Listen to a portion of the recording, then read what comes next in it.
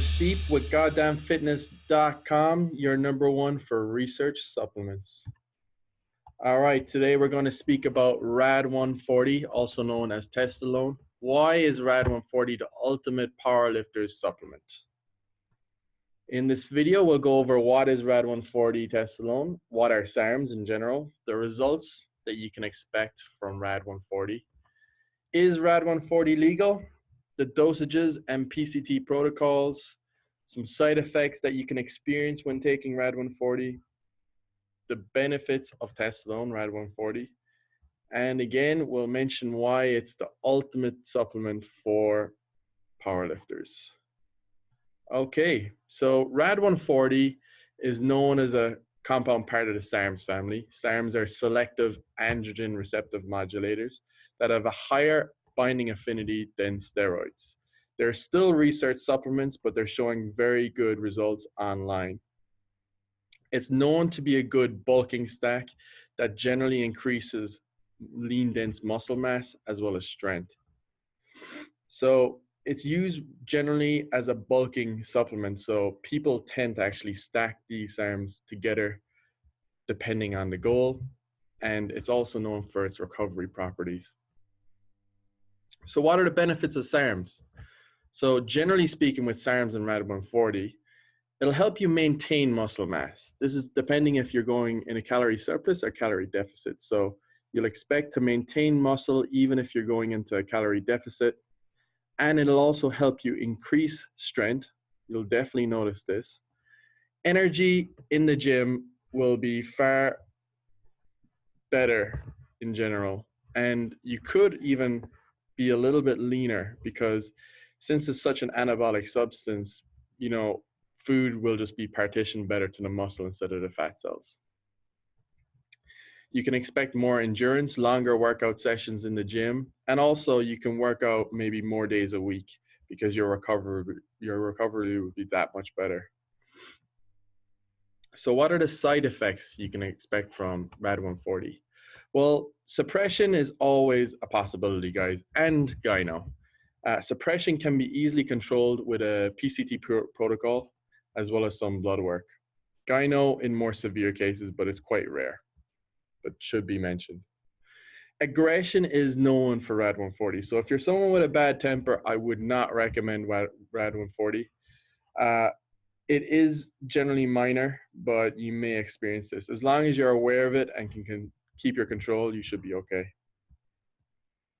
All right, so what are the dosages you use for RAD140? Well, the online recommendation for males is 20 to 40 milligrams. Generally, this is through a protocol from 6 to 8 weeks. What's the post-cycle protocol? Well, I would recommend doing this after your cycle is complete. Have Novadex and Clomid on hand, and you can slowly take higher dosages. Depending on how you're feeling, you might need to lower the Clomid a little bit if your estrogen gets too high, and slowly taper it down to 25 milligrams and 20 milligrams.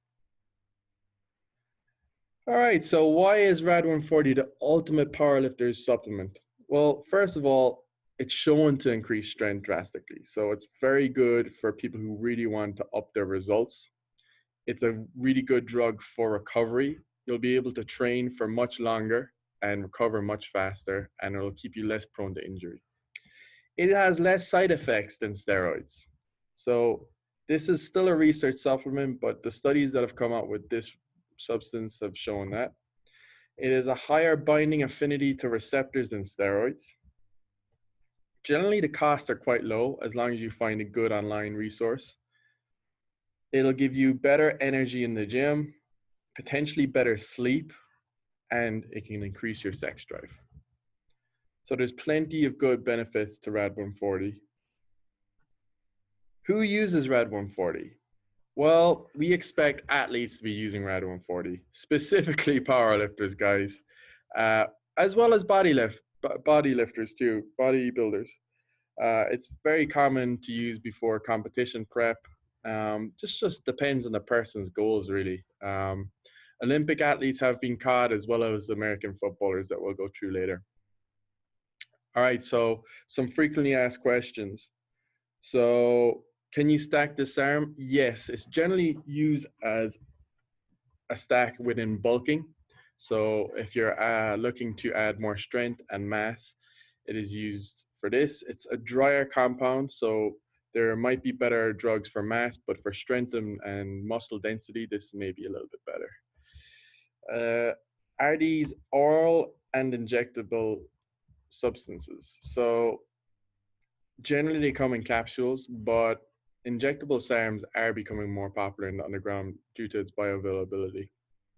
Why not use anabolics instead? Well, you could try anabolics. They're more researched. Potentially, some of them may be more powerful, but the side effects really don't match that of RAD140, in my opinion, at the moment, anyway. How much does it cost? Generally, from 40 to 70 US dollars. Just depends on your location and where you're locating the substance from. Is this allowed by USADA or WADA? No, guys, it's a prohibited substance. There's actually a blanket ban on SARMs in general. So if you are a professional athlete, I would consult some medical advisors and make sure you can get this approved. Does it cause hair loss?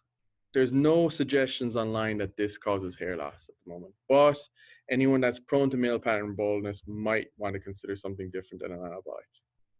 So guys, this is used for educational purposes only. I'm not recommending that you use RAD140 yourself. I just think it's better if you're well informed so you can make your own decisions. What's the half-life of RAD140? Generally, it lasts for 20 hours in the system. Can you cut in a calorie deficit with RAD140? Yes, you can. It's generally used as a bulker, but I'm sure that it could be useful in a cutting protocol as well. The only thing is that it might make you even more aggressive. So just be aware of that if you are willing to experiment with this. And lastly, can females use RAD140? Yes, it is possible that females use RAD140. However, I would recommend using it at a lower dosage and looking up potential side effects that women might experience, which might be a lot different from males. All right.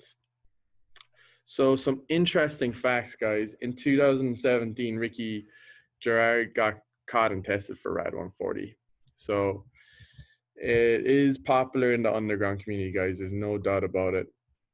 David Duon, a cyclist, got caught and got a 4-year sanction. So within all sports, it's kind of known in the underground community. At least I expect this. To summarize, guys, SARMs do come with risks, but potentially less side effects. They're still research supplements. They're not approved by the FDA, claiming they're not fit for human consumption. So check your local laws by the time you view this video. If you like it, please like, share, and subscribe, and make sure you check out more information on the article linked below. Thanks for listening, guys.